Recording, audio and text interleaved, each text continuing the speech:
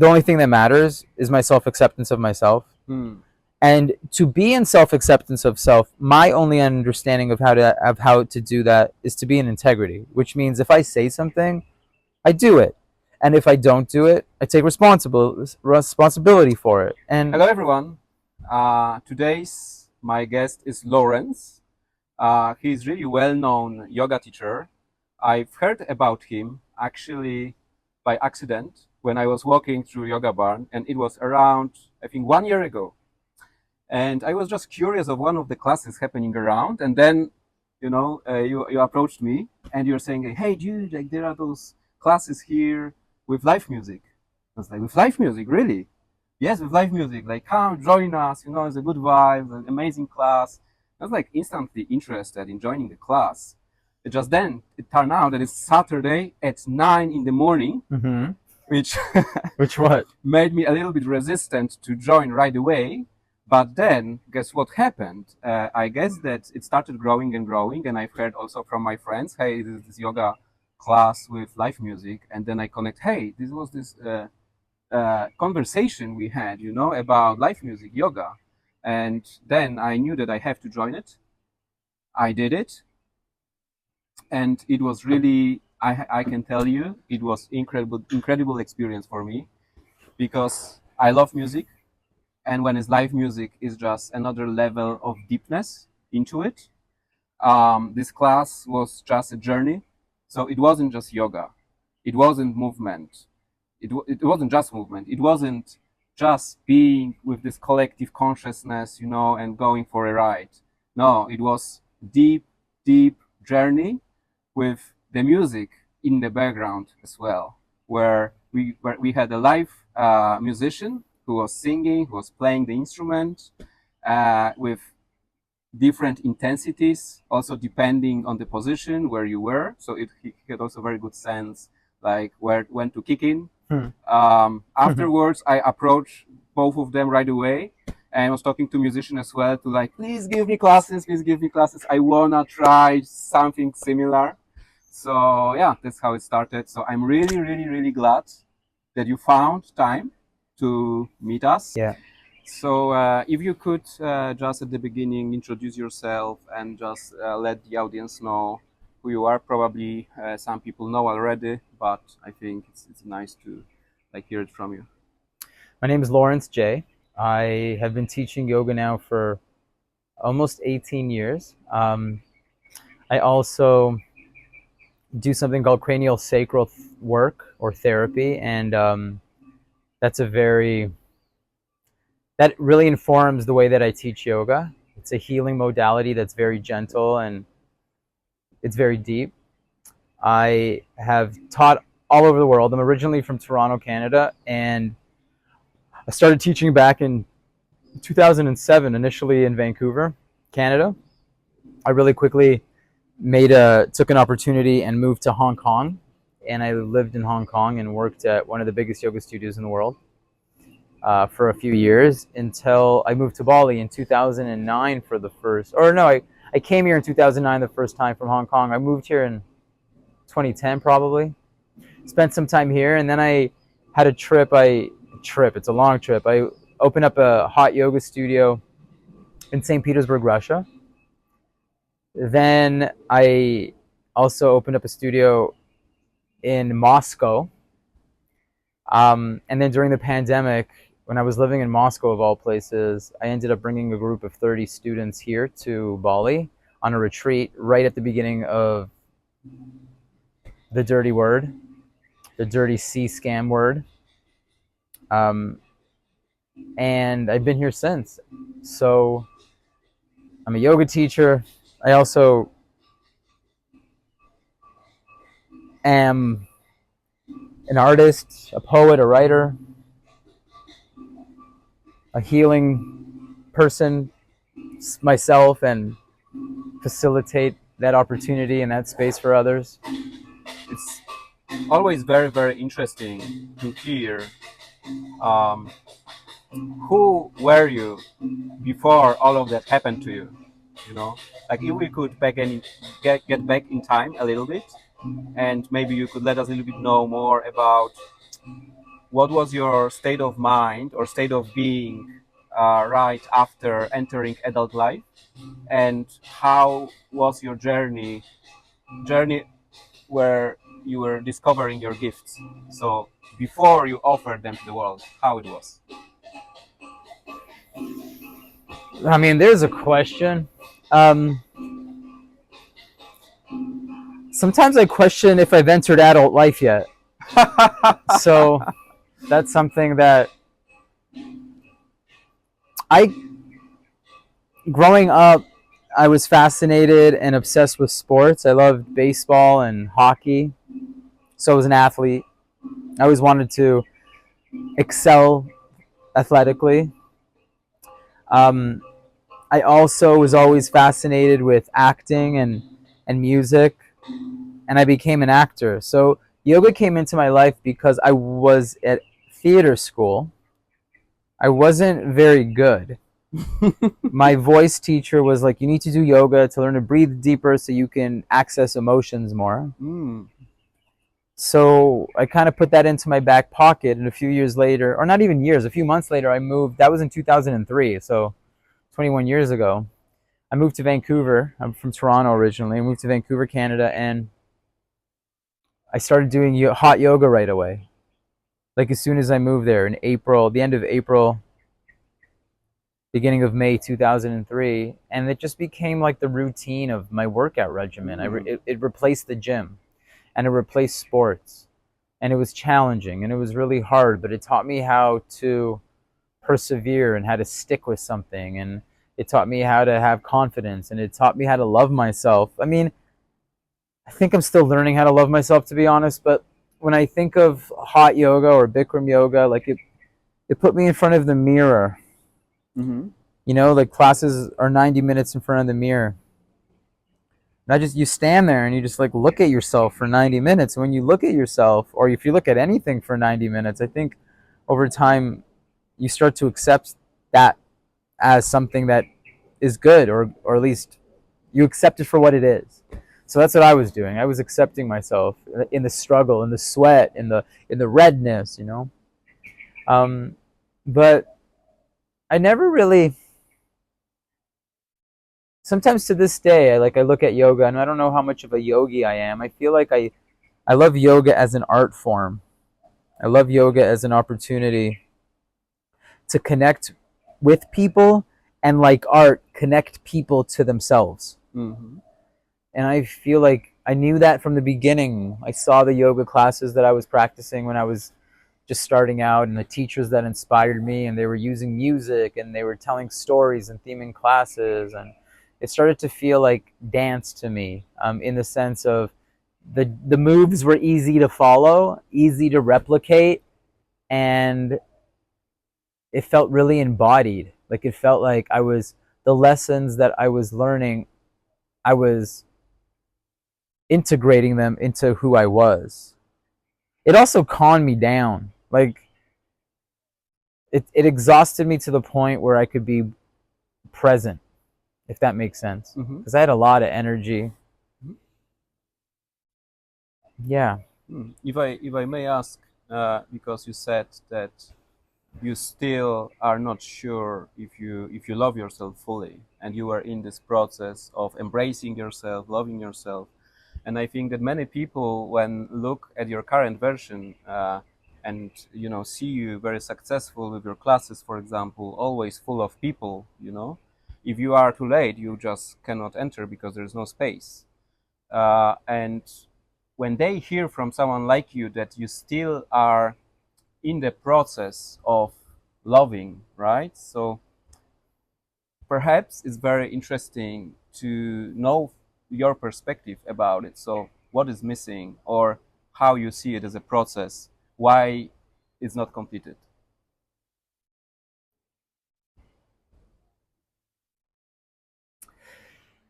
I think the process of loving yourself is a practice, like yoga. Mm-hmm. I don't think that it's complete ever.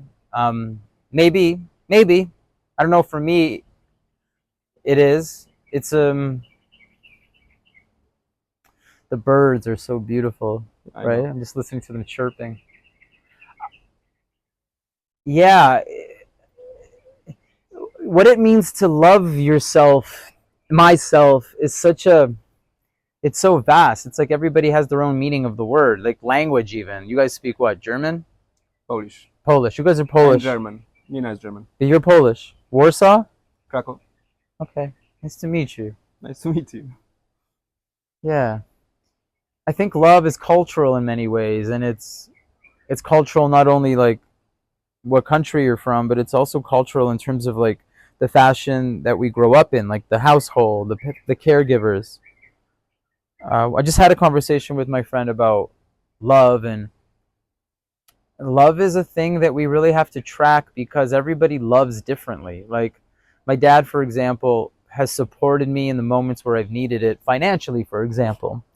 But for him to sit down and be like really tell me how meaningful and how beautiful I am, and or whatever, you know, like that's not something that he's ever done. Um, and I think of like the various friendships or relationships that I've had, and like everybody loves differently. And how we love, you know, you're asking how loving myself, and you're also asking loving myself in terms of relationship to having full classes and then, like having some kind of success, notoriety as a teacher. I think ambition sometimes is a precursor for people who don't love themselves. There's like an ambition, a mission to receive love, and to be put into a position where I have the skills to stand in front of whatever it is, 100 people, 1,000 people, and to see them and create a connection with them and take them through this collective journey. I would say that those skills came because I was probably hiding insecurity, which all in all is the lack of self-love. Mm-hmm. So it's like we get these skills, we become good at something, but we become good at something whether it's we're good to our partners or good to our family or good to our friends or good at our job or good at yoga or good at a sport or a musical instrument, whatever it may be. A lot of us like we develop skills so that people will notice us, so we'll be acknowledged. So I'm really good at what I do. It's right. It's a funny thing to say out loud. Well, that's the joke, right? It's like, well, that's not very humble of you, or like the sarcastic person would say, very humble of you, right? But I think there are facts in terms of the ability to like be effective at something. I'm effective at teaching a yoga class. I'm effective at standing in front of people and like being like, hi everybody, let's now start to regulate the way that our nervous system moves. I know how to do that as a technical. But for me to develop those skills, like there has to be a mission, an internal desire. Why? Like as a kid, you're not like, I want to stand in front of people and like be calm and confident. You want to be seen. You want to be liked. You want to be accepted. At least I did. Still do in many respects. So I think that self-love is, I think it's like the cycle of life as I look at it right now. It's like I'm good at what I do. I can teach a class with my eyes closed, and it's usually a fairly effective class. Yet, that's not enough. Like that doesn't make me feel good when I walk away from class. So you talk about that class, and there's what, 100 people, 80 people, 90 people in that class, and I walk away and I still go home alone, or maybe, I have like a friend or a romantic partner or whatever that maybe if I'm dating somebody. But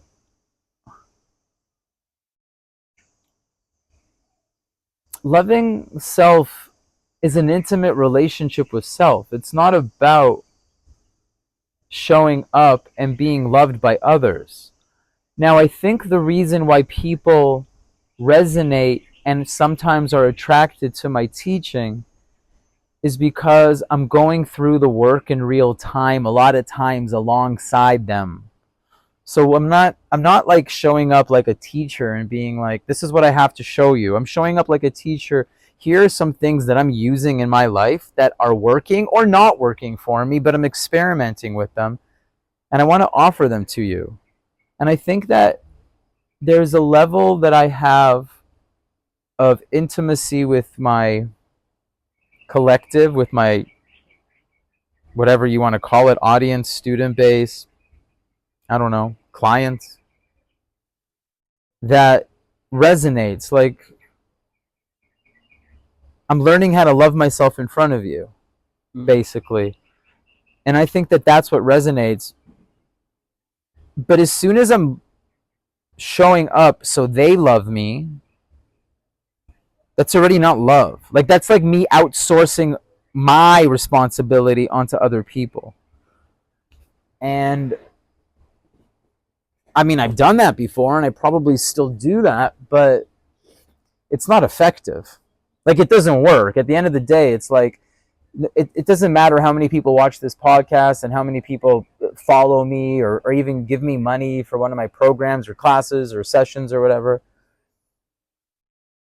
It's how I feel about myself and how I can acknowledge myself for the work that I've done and how I can be true and in integrity with myself. And that's something that I'm working with. It's like being addicted, you know, like I think everybody has an understanding of an addiction in some way, shape, or form. Like, we like cookies or chocolate cake, or we like drugs, or we like sex, or whatever it is that we are attracted to, that we get weak to, you know. And it's easy to get weak to all the attention that I receive that you're talking about. It's easy to be like, what am I going to do next Saturday? You know, like, if I don't have this thing. Or it's easy to be like, instead of 100 people, there was 50 people. What's up? Why, where did half the people go? You know, it's easy to get triggered by that. And the ability to, and it's a practice, to remember the only thing that matters is my self-acceptance of myself.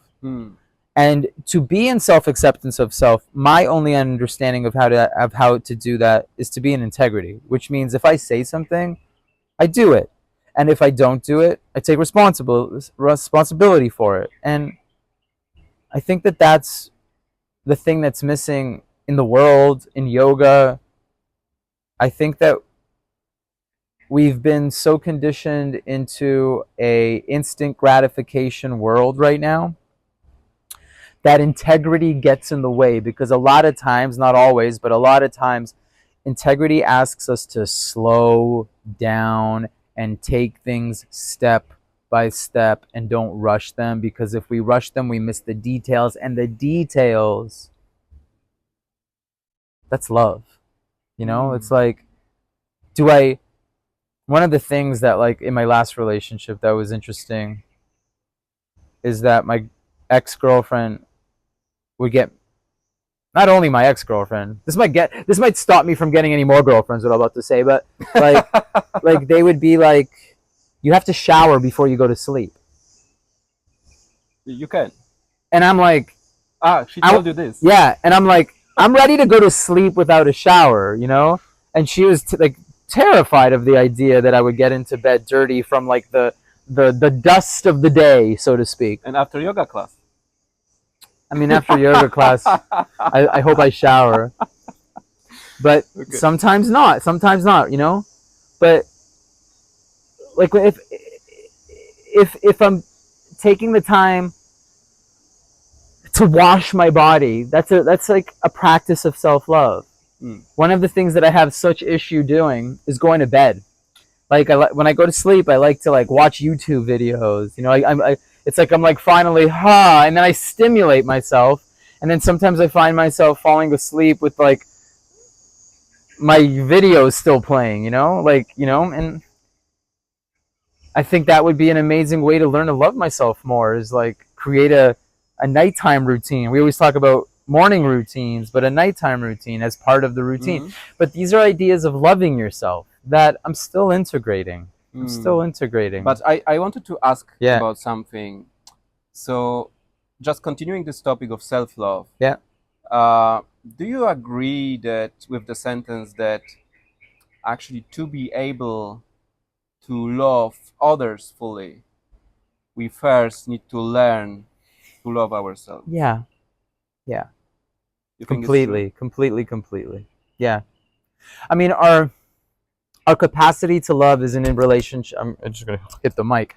Our capacity to love in general is in relationship to our ability to love ourselves. Mm-hmm. Like, full stop. I can't see it any other way. Like, as soon as you're loving somebody without the ability to love yourself, what's happening is you're in a role of people pleasing. Our ability to love ourselves is our capacity to love. Like, as much as I can love myself and be confident and move through the world with a sense of ease and content and clarity and compassion for myself, that's what I can offer somebody else because I already have that experience within me. Mm-hmm. But if like I'm learning to love based on loving somebody else, that's people pleasing. That's toxic. That's And how yeah. would you advise others, who are also in the journey uh, of self-loving, of loving themselves fully? As you said, it's never completed, and there are some people that are further, some people that are a little bit at the beginning of this journey. Maybe they just became conscious of the fact of the self-love and how important it is. Would you have any advice for those, how to start, what to do? Yeah. Sure. I think it's an interesting question the way that you word it because somebody who's at the beginning, like a beginner, like the first time, just like realized self love is a thing, and somebody who is well on the journey, the person that just realized self love could be well ahead of the person who's been doing it for a long time. Because we all come from a different place. We all come from a different way of being nurtured. We all come from a different womb. We all come from a different family of origin. We all come from a different circumstance of origin. So you might be asleep, but you're asleep in the most nurturing, loving environment. So those patterns are how we already treat ourselves, even though we're asleep, versus somebody who I would say is, I'm more like the person. I've been practicing yoga for 21 years, and I've been teaching now for almost 18 years. So I'm well on my path, and I'm still learning, and I'm still figuring it out, and I'm still finding myself. I was talking to my class yesterday, the second class, not the class you came to, but the somatic class, and I was telling him how on Friday I was hired to shoot a commercial, to do some acting work, so to speak, or presenting, hosting work, we might call it. And I was like, they were giving me lines to remember. They're like, say this line, and I would say it, and then say this line, and I would say it, and I was doing good. Like, I memorized fast, and I was very impressed with myself. And then like a line came that was very wordy and hard for me to memorize, and I was like, and I just said, like, I messed it up, and I was like, fuck me. And so where I am on my journey right now is I noticed that I said fuck me, and I was like, I need to stop that. Like right now, I'm being like, I'm hard on myself. And growing up in the school system or with my parents, and my parents both grew up in the Soviet Union, so I could imagine like their parents were hard on them, you know what I mean? And I'm sure all of us here too, from this like Eastern European kind of background, and who knows, I mean, I'm sure it's not only relegated to Eastern European, but fuck me. It's like, how dare I talk to myself like that? If I spoke to my lover or to my friend and said, fuck you for fucking up that line, like, then I'm an asshole and I deserve not, at least to be spoken to, given a warning. So who is the police when I talk to myself like that? And that was natural. But what I am grateful for is that I noticed it. I was like, oh, stop. So important. Because I don't know how it is for everybody, but I'm like somebody who like is activated through affirmation. You tell me I'm good at teaching yoga and my next class is going to be better. You You tell me I'm good at catching waves and I'm gonna surf better. So Like, after this introduction that I gave, you will be flying. yeah, basically. And it's So recorded, so it means double. yeah, yeah. Thank you. Not given only privately. I mean, the art of being a good interviewer Mm. is acknowledgement, allowance, and listening, right? And so And asking good questions. and asking good questions. And I think that's also part of the self-love process, right? Mm. Where like acknowledging myself for, oh, like I just, like if we talk about that thing on Friday, like I worked a long day. And then I taught the day before and I taught the next day. And like I have so much going on in my life. And the fact that I'm getting this, like, wow, give yourself a break. Take a breath. Ask for a break if you need. You're doing good, Lawrence, like, in terms of like how we talk to ourselves. Um, but I think that developing a practice where you're talking to yourself is really important, whether it's actually speaking out loud to the mirror. Anthony Robbins does a lot of affirmation work, you know, and like that's a friend of mine told me that they do that all the time and it's really powerful for them. It's like she looks in the mirror and she's like, I am abundant, I am sexy, I am powerful, I am focused. And it's like, it seems stupid, but like you actually see somebody saying that to you and you get to actually speak it also and like declare it to the world. But also writing so you can get to know yourself. It's like getting to know yourself, getting to know the parts of yourself that you might judge, and then taking the judgment away from the parts of yourself that you judge. Because judgment is like me saying, fuck me. That's me judging myself for not like memorizing it on the first or second or third time. I think that's a very, very important what you said is self-awareness and willingness to catch yourself if you do something to yourself that it's not act of love, because this is the beginning, like to recognize those moments, and then once you recognize, you can work with them, you can play with them, you can, you know, do something. But as long as they stay on subconscious level or they are not on the consciousness level, then, you know, the moment will just pass and you have no chance to do anything. So this being conscious, being present, not only in the moment but also with yourself, how you treat yourself. I think it's thank you for mentioning this. Yeah. I have another question. So I've heard a few times at least during your class that you were talking about Joe Dispenza. Okay. And I'm curious, what was the role of Joe Dispenza in your life? Have you read his books, or maybe you were studying his meditations, you were maybe doing his meditations? So what was the role and the impact on your life? So the first time I ever saw Joe Dispenza was before I taught yoga. It was 2000 and I don't know, 4 or 5 maybe 6, but probably 4 or 5. There was a movie that was released about quantum physics called What the Bleep Do We Know? Have you ever heard of this movie? This was the first time I heard any kind of like thing about quantum physics, and Joe Dispenza was in the movie. I don't remember much about Joe Dispenza except like in terms of that movie, other than he was in it. And that movie was mind blowing, and that really came at a time for me where like I was having some kind of awakening. I mean, I've had many what I would call awakenings since, but that's 20 years ago, you know, 20, 19, 18 years ago, whatever. And that was a big deal to get the quantum physics element of like just introduced. You know, it's like we create our reality. It was probably the first kind of, it was the introduction to non-dual philosophy, which means that spirit or the energy that manifests and us are not separate, but we are an expression of it, as opposed to like God is that and I am this and please God accept me for who I am. You know, it's like God is an extension of me. I am an extension of God, and it's not me saying I am God, but it's saying that we are extensions of this energy. Aren't you? What? Aren't you? Aren't I God?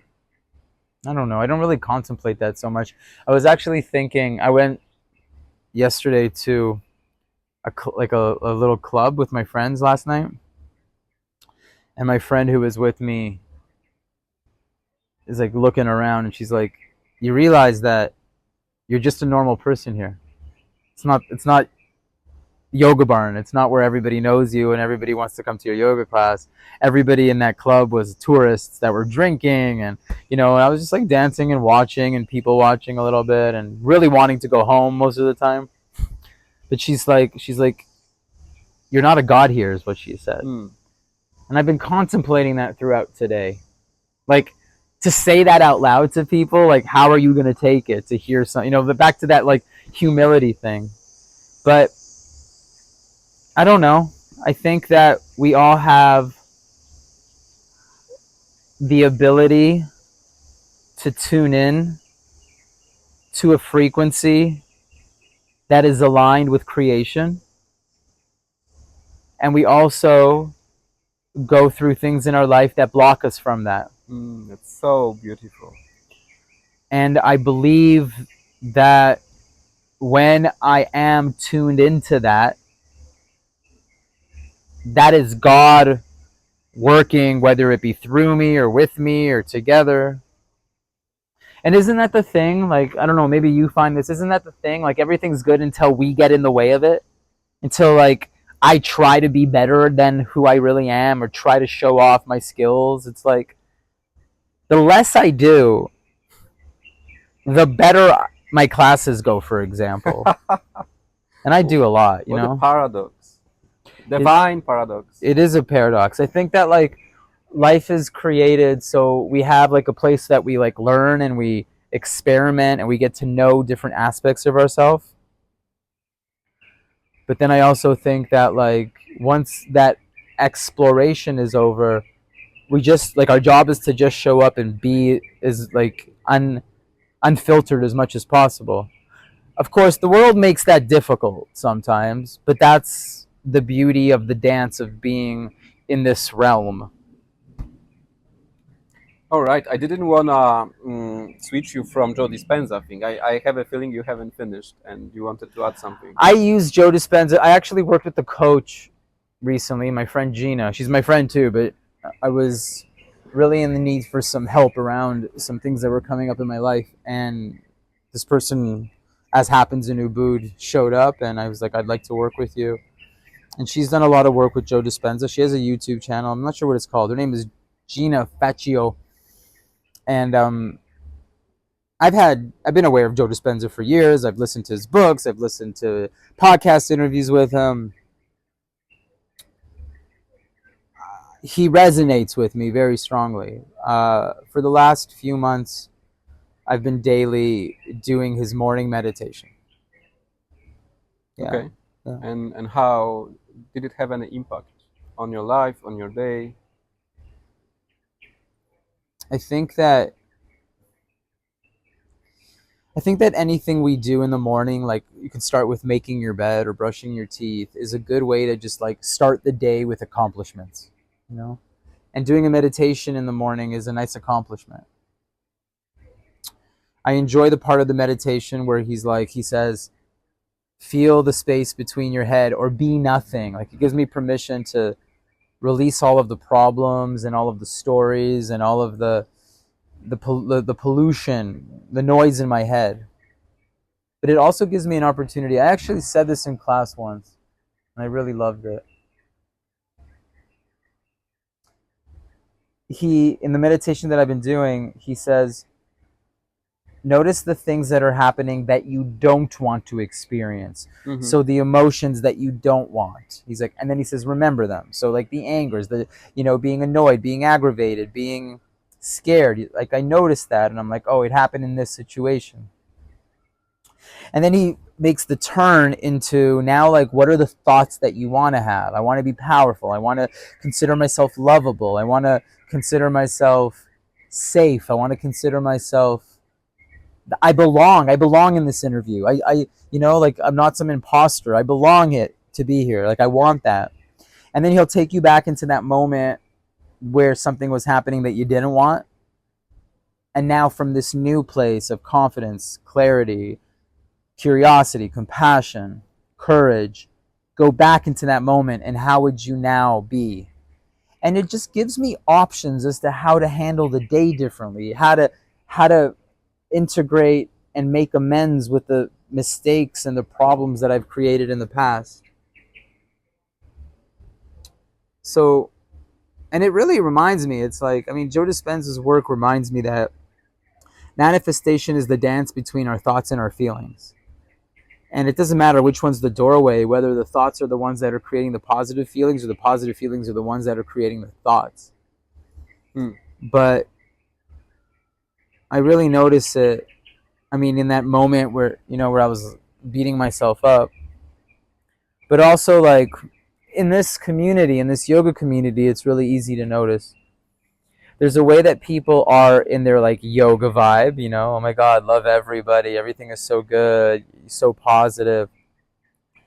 And then the sarcasm when we're tired of like, oh, let me guess, you gotta love yourself more, and really choosing which one you want to be. And it's not that like that second one, that sarcasm is bad. It's just make it intentional. And I think that's what Joe Dispenza offers. It's like you have to be intentional with your thoughts. You have to be intentional with your feeling. And that's what I really try to teach. It's like, it's one thing to be intentional with your thoughts. People can repeat the same words like affirmations. I'm good enough. I'm good enough. I'm smart enough. I'm smart enough. I'm beautiful. I can. Yes, I can. But it's another thing to like put that into feeling. What does that feel like? I know I can. What I know I can. Yes, I can. Like, what does that feel like? What does that feel like in the body? Emotionally, what does that feel like?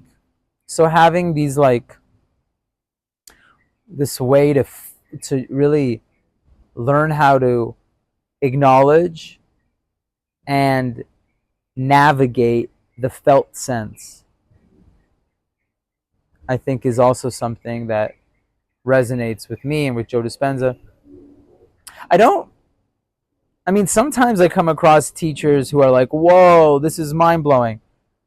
Joe Dispenza's work is mind-blowing, but I don't think I ever like came across him from that, I think more so listening to him talk is giving words to the way that I see the world. It resonates with you. Yeah. And you like to, but he's like amplifying his message. Yeah, and maybe amplifying it through action. Also, though, do you think that feelings, this is something that we can create, that we are creating, and that we can kind of model them to put us into certain states? Yeah. Same with thoughts? Yeah, for sure. I mean, that's what a mantra is, right? It's like Om Namah Shivaya, Om Namah Shivaya, Om Namah Shivaya, or I'm smart enough, I'm good enough, I'm smart enough, I'm whatever, right? Like you just repeat it and repeat it. Just by saying it, you can't have a different thought. I'm smart enough, I'm good enough. There's no background thought of you're a piece of shit. It's like, no, I'm smart enough, I'm good enough is the loudest thought. So that as we condition that, it's not enough to condition that, but as we like create these patterns. You can say that, but you can have two different feelings. So you can feel very good with it. You can say it and it's like, yes, oh my God, I feel that, it just goes through me. Or you can have the feeling of like, it's not true, it's a kind of bullshit. I'm keep repeating it, but I'm not truly believing it. So that's a thought. That's a thought. That's a thought. I would say that this could come from the belief that is above, one level above. Then from beliefs, you might have emotions about something. Right. But beliefs are on unconscious level, so you don't know that you have them, but they create your reality because this is what you believe it's true. Yes, I agree. Then you have emotions as a barometer, as a kind of compass for you.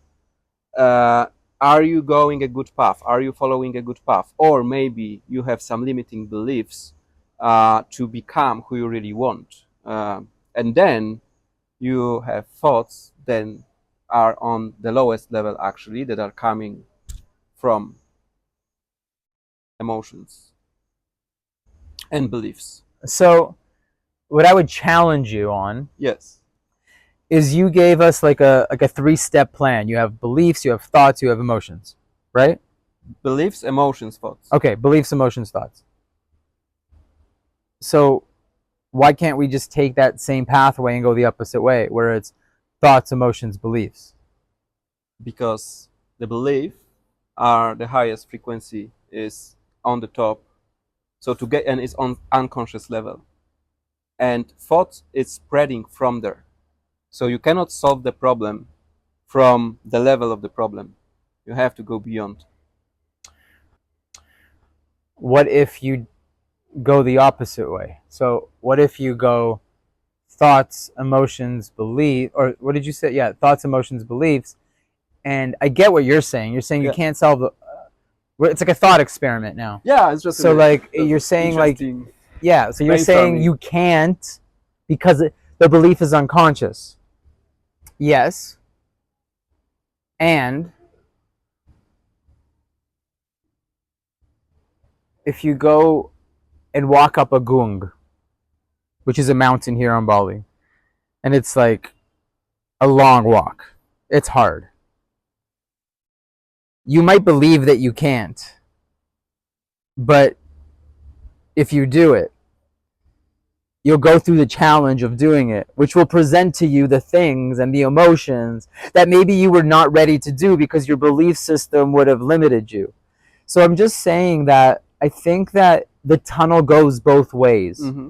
And I think that, yes, we might be, and I don't know if I'm like speaking to what you're saying, I hope I am, Yes. but like instead of like, I think that we can squeeze out the parts that are unconscious into consciousness by being intentional.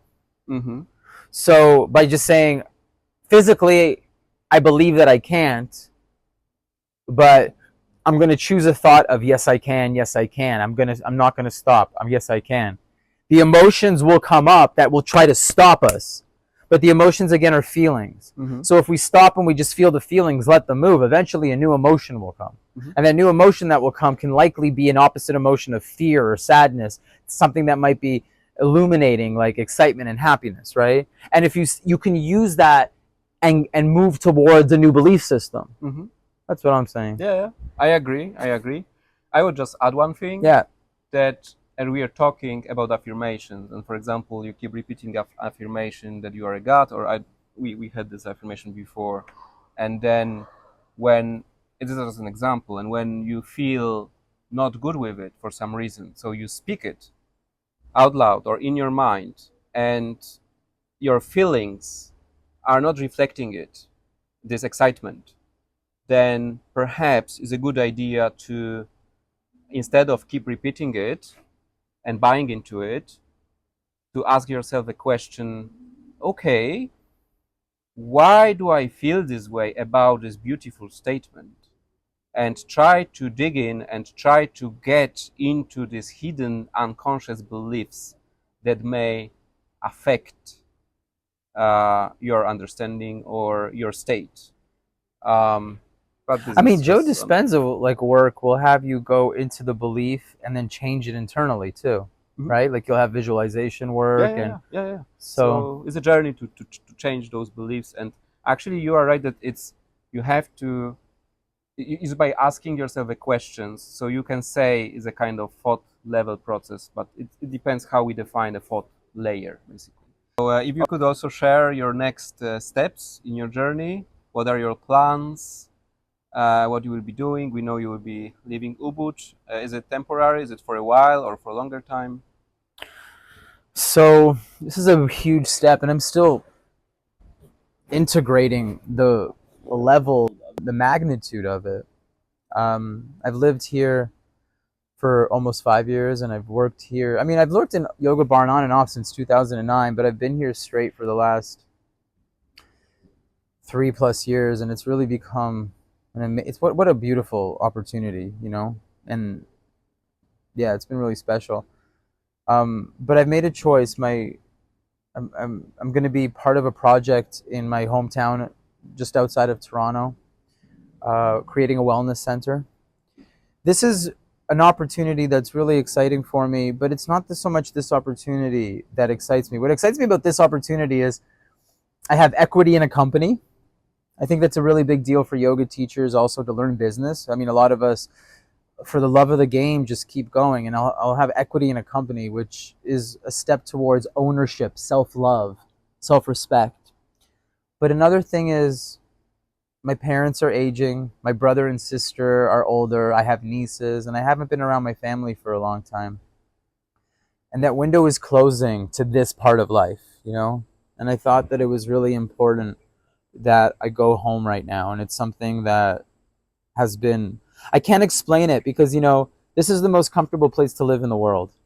The food is organic and beautiful. The fruits are the best quality, best mango in the world. Dragon fruit's so good. The food is cheap. The weather is amazing. The women and men are beautiful. And all of the things that you want from a superficial point of view are here. And also, there's a spiritual community too. So there's a lot of depth if you're looking for depth and processing and learning. And there's some kind of feeling, intuitive feeling inside that I need to, before this window closes at home, I need to go now. So I'm excited for that opportunity. I'm excited to be around my mom and my dad, and I'm excited to be around my brother and my sister and my nieces and extended family. And I'm excited to, it's a really interesting thing. Like since the pandemic, I've looked at Canada, where I'm moving back to, as like a really sad story. I think a lot of us look at the countries that we're from, especially since the pandemic, as if like that which was in the shadow has been brought into consciousness. And as we know about healing and consciousness, it's like the bullshit that we don't like about ourselves, we don't even know. Like you said, you don't know your beliefs, they're unconscious. But yet, when they do get presented, we get an opportunity to, first of all, accept them. If we have an opinion of them that's negative, we have the opportunity to step away from it and just allow it, and also see why they work. And I get that opportunity with my family. I've had a tough time with my family, you know, but I love them very much and they love me very much. But I'd say that there's been a limited amount of the kind of depth and connection that I've learned through yoga, through living in Bali, and so on and so forth. So there's an opportunity to take the shadow, whether it's my birth city, my birth country, my birth family, and also myself, because the question, and this could be the theme and the title of this whole interview, is like loving yourself. And loving yourself is about not loving the like, it's like me loving my ability to be a good yoga teacher isn't hard work. I'm good at teaching yoga. Like that's saying like I love my ability to love myself because I have blue eyes. It's not hard. I have blue eyes. I didn't have to work on that. Like I have that. But to be able to take a look at the things that are most triggering, most difficult to accept, and be able to create enough space that I can acknowledge it and maybe even appreciate it, that is work. And I think that this will create that opportunity for me. And if nothing else, I took the old ballpark swing at it, you know, and I'm excited. I'm excited to step away, and I'm impressed with the courage. It's hard to step away from these golden handcuffs of Yoga Barn and Ubud. It really is a special place, and I see it all the time. I see, you know, I've been here for long enough and on and off for long enough to see people that come in, look at this place with eyes like wow, go to ecstatic dance, and they're like, this doesn't exist anywhere else in the world, not like this. But not like this. Ecstatic dance? Well, maybe ecstatic dance, but like the structure, the systemization, like there's nothing, like Ubud is not Pangan. Like Ubud's like a city also. And yet it still has that same kind of like spiritual pulsation. So Maybe Pangan's the next place I go after Canada. Who Oh, knows? I strongly I. Yeah, Oh, you had been there? I've been, but I've Maybe. never here. I've been Oh, get it. I'm like I've inserted myself. I'm part of the community. You know, Yeah, like I'm a piece of furniture in a boot. And I think this is definitely to what's experience. your experience of Pangan? How does it I was amazed by the island, by the vibe of the sea, by the community, people who are searchers, explorers. better than here? I don't want to compare where is I better. want you to compare. It is a little bit different. Different. What's different? I say that there people are a little bit more liberated, Liberated. more wild, going with the More flow. naked. More on Also, drugs. More having sex. yeah, more liberated with their sexuality, So I what would does that say. mean? Like they're more like having a lot of tantric exploration, or they have various Yes, partners, more uh, polyamory. all of this combined. So you enter into community that is really focused on self-development, self-exploration, the spiritual path. Of course, for everyone is unique, the path, but um, they also share this journey with others. Is this willingness to share it also with the intimacy more than I experienced here. And I'm not saying this is good, this is bad, right? I'm just this is my personal observation. This is a tourist attraction No, I wouldn't say it's a tourist attraction. No. here. Here? Yeah, Why? I feel like this is a tourist attraction. I feel like Yoga Barn and Ubud is really bringing in tourism.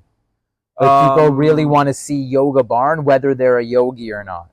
Whereas Oh. it feels like Pangan is more like a spiritual Uh. location. But I might be wrong. I'm Yeah, yeah, yeah. So for me in Bali, Canggu is a tourist of location, you course, know. of And course. here, maybe there are people from all over the world coming, like taking vacation in a classic way from 9 to 5 job, but their plan is to spend this time with themselves. There are a lot of people that are traveling alone, you know, so they want to spend time with themselves. This is just Yoga Barn or Alchemy, those big schools. They are just available for them as an information because they are highly promoted.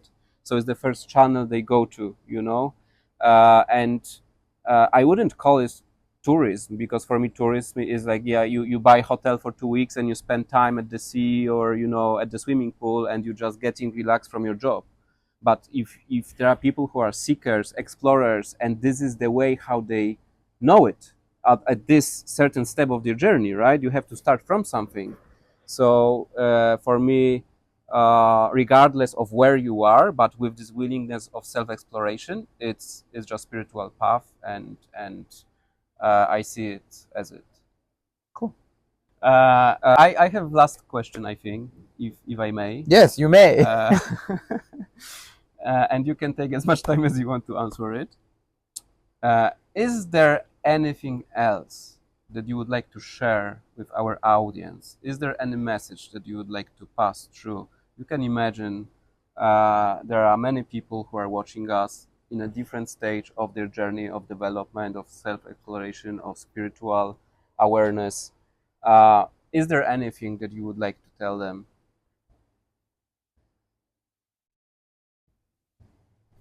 Hmm.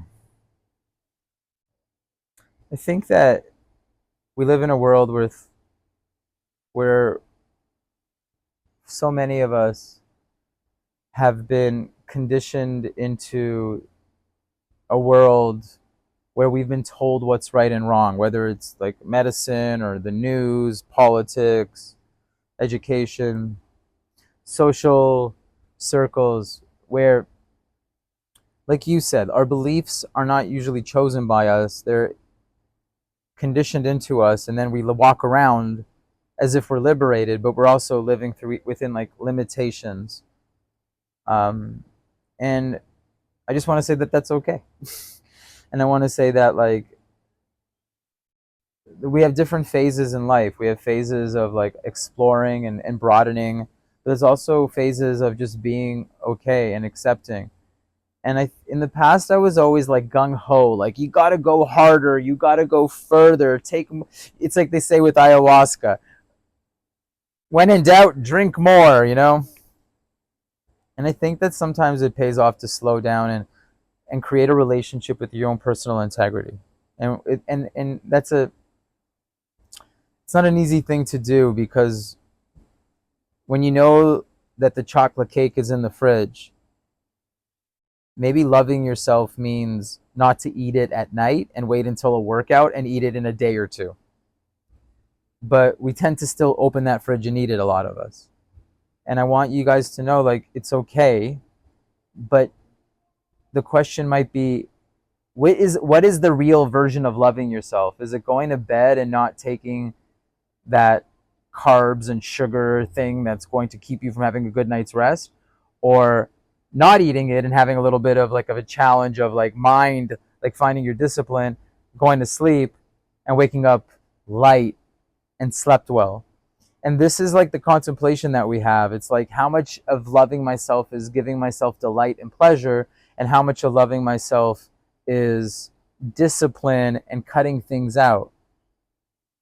And there's no answer to that except for, if we feel like we're controlled by the thing that is making our life feel worse in the long run, that I think we sometimes need to ask for help, because we're not always able to be the ones that are holding on and navigating the the behavior and the actions. And it's okay to ask for help, and sometimes it's just a matter of knowing who you're asking.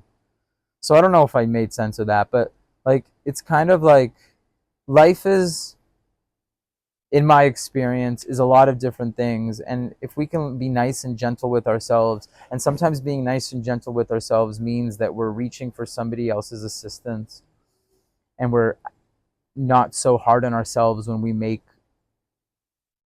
behave or we take action in a way that doesn't line up with who we want to be. I hope that that's useful, guys. Thank you Thank you. so much. Thank you so much for finding the time for us. Yeah, for sure. Thank you. I'm really grateful for this interview, for the content. Uh, I feel like it resonates with me. I hope, guys, at least some part resonates with you.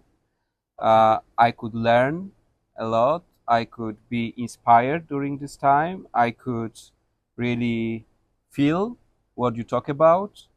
Uh, so thank you. Thank you, guys, and thank you. I appreciate the positivity. It's great. Thank you. Thanks.